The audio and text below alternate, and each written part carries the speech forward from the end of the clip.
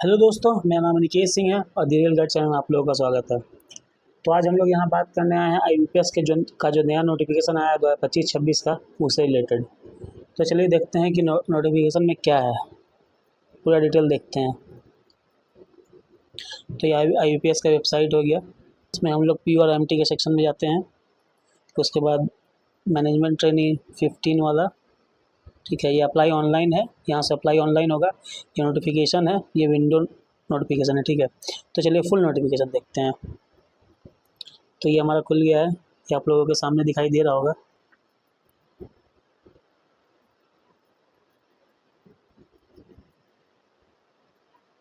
तो सबसे पहले हम लोग डेट की बात करते हैं, ठीक है। तो ऑनलाइन रजिस्ट्रेशन का जो डेट है वो 1 जुलाई से 21 जुलाई है। सेम एप्लीकेशन पेमेंट का जो भी डेट जो है वो 1 जुलाई से 21 जुलाई है। पीटी का जो एडमिट कार्ड है वो अगस्त में आएगा और एग्ज़ामिनेशन भी अगस्त में ही होगा। ऑनलाइन प्रिलिमिनरी एग्ज़ामिनेशन भी अगस्त में ही होगा, ये तो कैलेंडर में भी दिया हुआ था।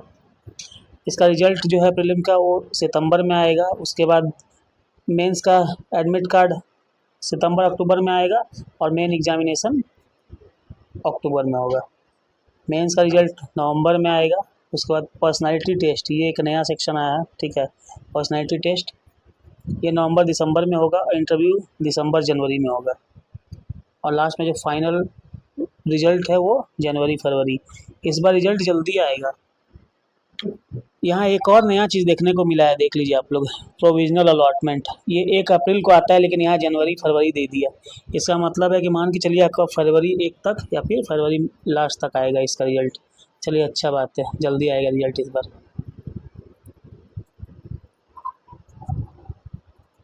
एक टेबल ऑफ कंटेंट भी है, ठीक है। ये है कि कौन कौन से पेज में क्या दिया हुआ है। तो चलिए हम लोग आगे बढ़ते हैं जल्दी से। ये इंट्रोडक्शन पार्ट है। अब देखिए कौन कौन सा बैंक है, ये तो आप लोगों को पता होगा, सारा पीएसबी बैंक है हमारा। 11 जो है प्रेफरेंस देना होगा, आप लोग अपने हिसाब से देख लीजिएगा। अगर हम लोग इसकी बेसिक पे की बात करें तो जो इसका बेसिक पे है वो 48,480 से स्टार्ट होगा। इसका लगभग जो ग्रॉस पे हो 75,000 के आसपास बनेगा। एलिजिबिलिटी क्राइटेरिया,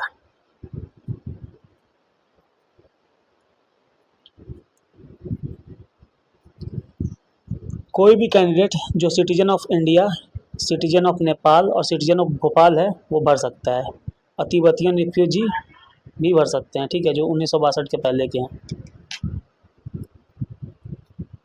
उसके अलावा आप लोग देख सकते हैं यहाँ पे, ठीक है, कि कौन कौन भर सकते हैं। मिनिमम एज 20 ईयर और मैक्सिमम एज 30 ईयर है, ये एज क्राइटेरिया है। उसके बाद अगर हम लोग एज रिलैक्सेशन की बात करें तो एससी को 5 ईयर, ओबीसी को 3 ईयर, ठीक है, पीडब्ल्यूडी कैंडिडेट को 10 ईयर और एक सर्विस वालों को 5 ईयर का एज मतलब रिलैक्सेशन मिलेगा। एजुकेशनल क्वालिफिकेशन की हम लोग बात करें तो a degree in graduation in any discipline from a recognised university by the government of India और any equivalent qualification recognise as such as by the central government. मतलब किसी भी यूनिवर्सिटी से मिनिमम ग्रेजुएशन का डिग्री अगर आप हैं तो आप इस फॉर्म को भरने के लिए एलिजिबल हैं। कोई भी एजुकेशनल जो क्वालिफिकेशन है आपका डिग्री, वो इस डेट से पहले का होना चाहिए।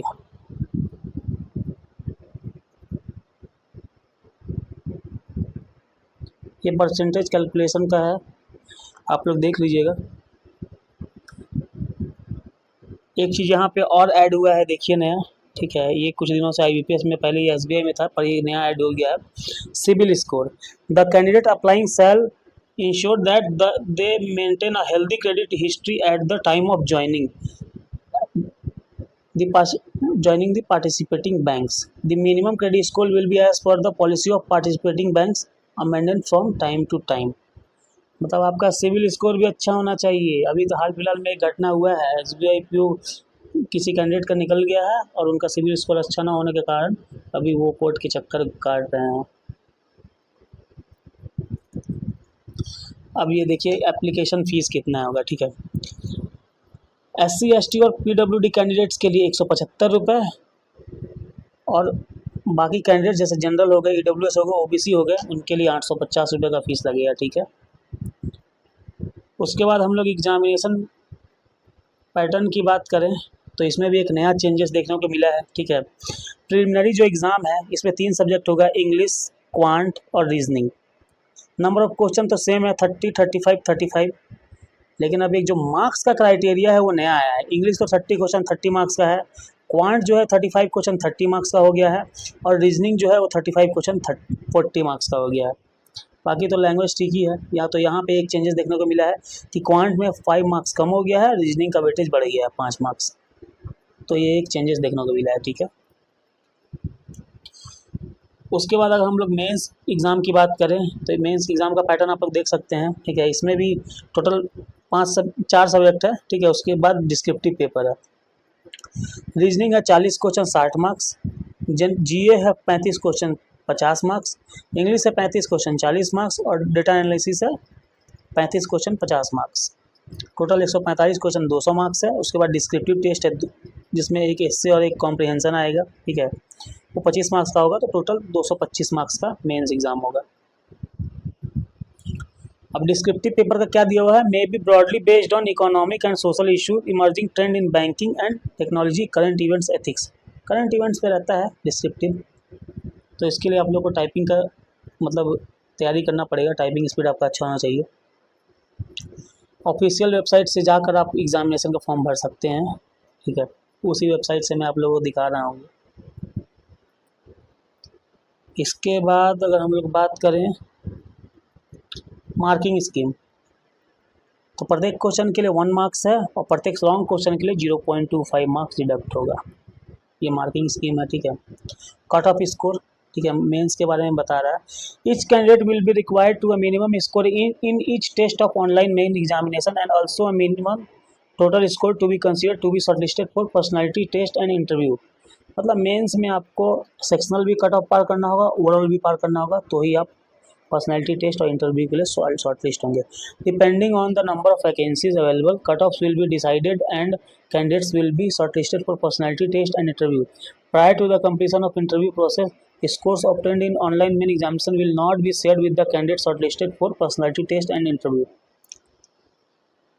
मतलब कि जो कैंडिडेट मेंस के लिए मेंस एग्जाम दे के इंटरव्यू के लिए क्वालिफाई होंगे, उनका जो मार्क्स है वो तुरंत नहीं आएगा, वो इंटरव्यू देने के बाद आएगा। Marks obtained in the online main examination only will be considered for shortlisting for personality test and interview and also for final merit। मतलब प्रीलिम्स एग्जामिनेशन का कोई वेटेज नहीं है आपके फाइनल मेरिट में, ठीक है। मेंस का एग्जामिनेशन के बेसिस पे ही आप पर्सनैलिटी टेस्ट और इंटरव्यू में जाएंगे, और फाइनल लिस्ट में भी उसी के बेसिस पे आएंगे, मेंस और इंटरव्यू के बेसिस पे, ठीक है। प्रीलिम्स स्कोर का कोई ये नहीं है, बस वो क्वालिफाई कीजिए, आगे बढ़िए।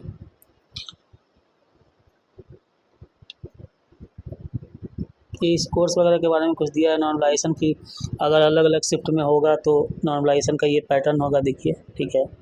नॉर्मलाइजेशन तो आजकल बहुत ही उम्दा रोल निभा रहा है लोगों के सिलेक्शन में, ठीक है। समझ ही नहीं आ रहा है, तो यहाँ पर दिया IQ परसेंटाइज मेथड, अब देखिए क्या होता है। एग्जामिनेशन सेंटर के बारे में दिया हुआ है कि बहुत सारा होगा, ठीक है। Across many centres across country. ये इंटरव्यू के बारे में क्या दिया हुआ है, candidates who have been shortlisted in online main examination and appear for personality test for CRP-PO-MT will consequently be called for interview। मतलब इंटरव्यू के लिए आपको मेंस के साथ साथ पर्सनैलिटी टेस्ट भी देना होगा। And to be conducted by participating bank, मतलब पार्टिसिपेटिंग बैंक इंटरव्यू लेंगे, coordinated by nodal bank in state, UT और region with the help of IBPS। Okay, how to apply?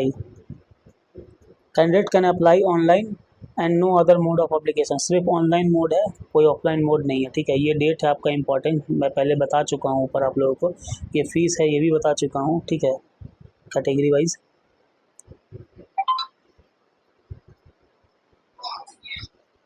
उसके बाद mode of payment, mode of payment तो online mode ही रहता है।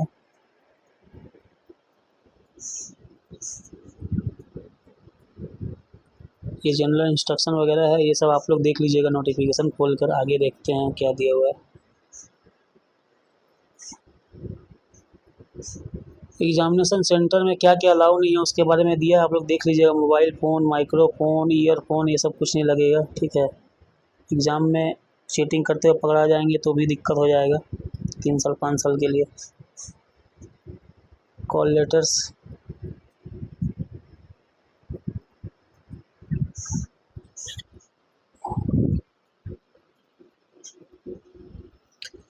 ये आपका वैकेंसी है। अब देखिए कौन सा बैंक कितना है। सबसे पहले हम लोग बैंक ऑफ बड़ौदा की बात करें तो टोटल वैकेंसी 1000 दिया है। बाकी आप कैटेगरी वाइज देख सकते हैं कितना कितना है। बैंक ऑफ इंडिया 700 दिया है, बैंक ऑफ महाराष्ट्र भी 1000 दिया है, कैनरा बैंक भी 1000 दिया है, सेंट्रल बैंक ऑफ इंडिया 500 दिया है, इंडियन बैंक अभी नॉट रिपोर्टेड है, वो कुछ दिन बाद बताएगा, Indian overseas bank 450, Punjab national bank 200, Punjab and Sindh bank 358, UCO bank not reported, union bank not reported. मतलब 3 बैंक नॉट रिपोर्टेड है, बाकी सारे बैंक ने दे दिया है। टोटल वैकेंसी 5200 है, 5208। अच्छी वैकेंसी है। उम्मीद है कि लास्ट लास्ट तक ये तीनों बैंक जब रिपोर्ट कर देंगे तो 6000 6500 तक जा सकता है। एनआर मतलब नॉट रिपोर्टेड यहाँ बताया हुआ है। अब देखिए ये एग्जामिनेशन सेंटर है, ठीक है। आप लोग जो भी स्टेट से हैं आप लोग अपना देख लीजिएगा, ठीक है। मेरा स्टेट बिहार है तो मैं देख सकता हूँ कि मेरा जो सेंटर है वो आरा है, औरंगाबाद है, भागलपुर है, दरभंगा, गया, मुजफ्फरपुर, पटना, पूर्णिया और समस्तीपुर है, ठीक है। बाकी आप लोग अपने स्टेट के हिसाब से देख लीजिएगा, जो आप लोग को सुविधाजनक लगे वहाँ पे दे दीजिएगा। सारे स्टेट में है, ठीक है। अब देखिए यहाँ पे दिया हुआ है कि एप्लीकेशन जब आप लोग डालेंगे तो वहाँ पे आप लोगों को स्कैन कॉपी क्या क्या लगेगा, फोटोग्राफ लगेगा, सिग्नेचर लगेगा, लेफ्ट थंब इम्प्रेशन लगेगा, हैंड रिटेड डिक्लेरेशन लगेगा। अच्छा, इसके बाद कुछ ये भी आया है एसएससी, एसएसएलसी, 10th स्टैंडर्ड और equivalent certificate as mention in. अच्छा, ये भी लगेगा। मतलब एक ये भी नया चीज़ आ गया है, देखिए ये ये सर्टिफिकेट पहले तो नहीं लगता था पर अब लगेगा शायद, क्योंकि यहाँ लिखा है scanning and uploading of document, मतलब ये लगेगा। अब ये क्या बोल रहा है, एक और चीज़ है, ये दो चीज़ आ गया नया, इसमें ऐड हो गया ये दो चीज़ क्या है। एक है certificate as mention in clause J9 if applicable. अच्छा, ये सर्टिफिकेट का भी देखना पड़ेगा, देखते हैं क्या है। J9 में है। फोटोग्राफ का आप देख लीजिए 4.5 इंटू 3.5 सेंटीमीटर का होना चाहिए, ठीक है। मस्ट भी रिसेंट फोटोग्राफ होना चाहिए, ठीक है। लाइट कलर्ड उसका बैकग्राउंड होना चाहिए। Look straight camera with relax face, ठीक है। If picture is taken on a sunny day have the sun behind you और place yourself in the shade. मतलब ये सब कुछ इंस्ट्रक्शन है, आप लोग देख लीजिएगा, ठीक है। फोटोग्राफ के लिए बता रहा है। फोटोग्राफ इसमें कैप्चर भी होता है, एक तो फोटोग्राफ अपलोड करना पड़ता है, एक फोटोग्राफ कैप्चर होता है, तो उसके लिए भी आप लोग ये देख लीजिएगा, ठीक है। ये डू डोंट है, फोटोग्राफ कैप्चर करते समय वो सब ध्यान रखना है, ठीक है। सब पर देख लेना है।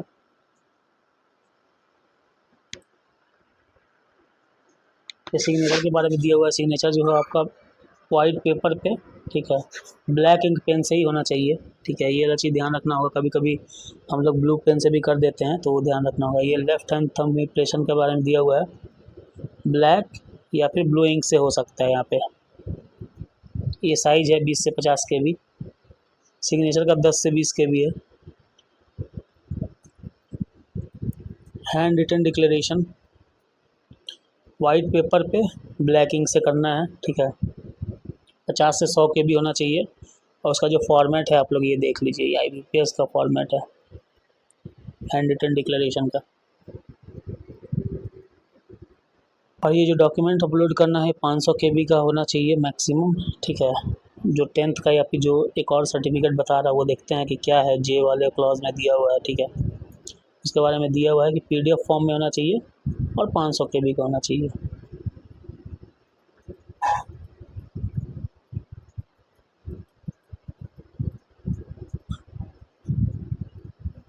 आगे देखते हैं क्या दिया हुआ है।